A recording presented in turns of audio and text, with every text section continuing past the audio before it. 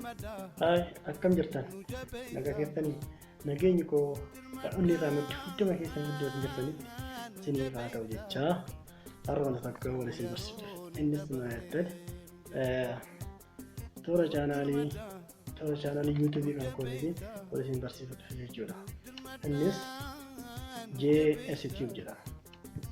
JSTube jedhama jechuudha. JSTube irraa viidiyoolee barnoota teekinooloojii, viidiyoolee bashannansiisoo adda addaa fi akkasumas viidiyoolee haala yerootiin wal qabatan toora chaanaalii kanarraa ni argattu. Kanaaf subscribe godhaa maatii toora chaanaalii kanaa ta'aa isiniin jedha. Akkasumas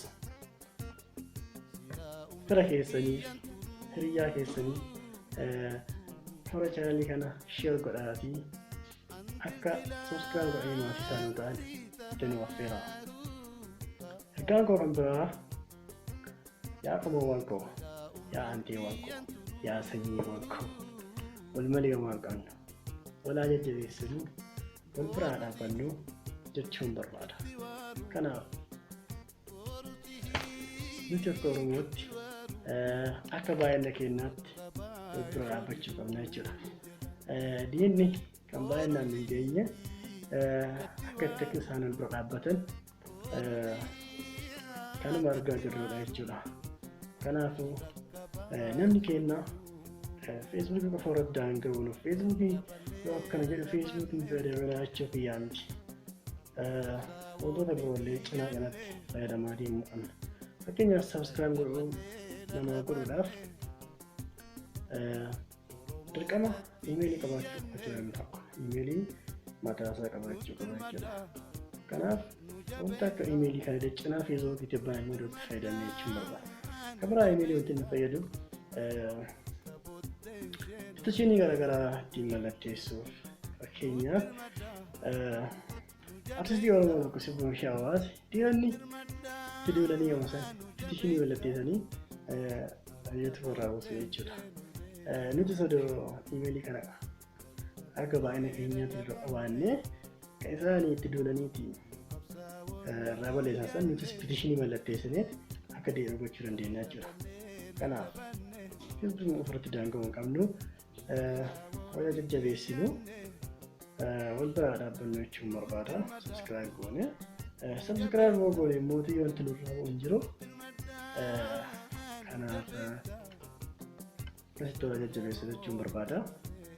Kan biraan mootuu nama tokko kan subscribe yoo godhe wanti narraa hir'atu yookaan wanti namni hin jiru jechuudha. Akka hangootitti.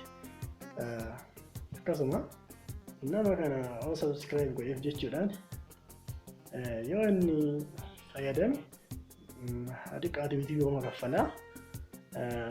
Kanaaf namni kun yoo waa wayii maatii isaaf ta'an viidiyoo sanaalee yoo nuti like godhe yoo nuti dislike godhe commentii kennee fi uumamaa jedha wanti namni hin jiru jechuudha.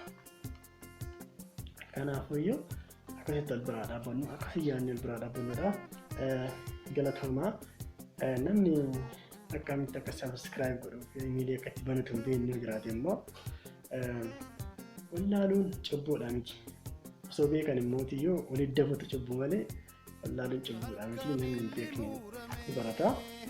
Kanaaf yeroo itti aanu akkamitti akka subscribe godhamu akkamitti akka emailiin banamu namni baay'ee ni beeka garuu beekni jira yaadu jiraachuu danda'a jiraate akka qabu viidiyoo isaa waraabessuuf gadhiisa.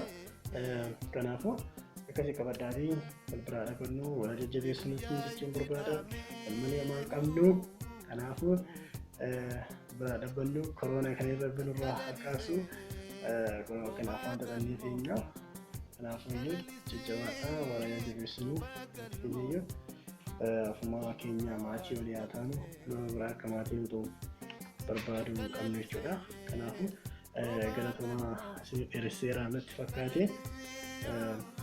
Kanaafuu yeroo biraa arginaa baay'ee hangasittuu nageenya hunduma keessaniif nagaan naa jiraadhaa. Niin jedhaa galatoomaa baay'ee wal argina jechuudha.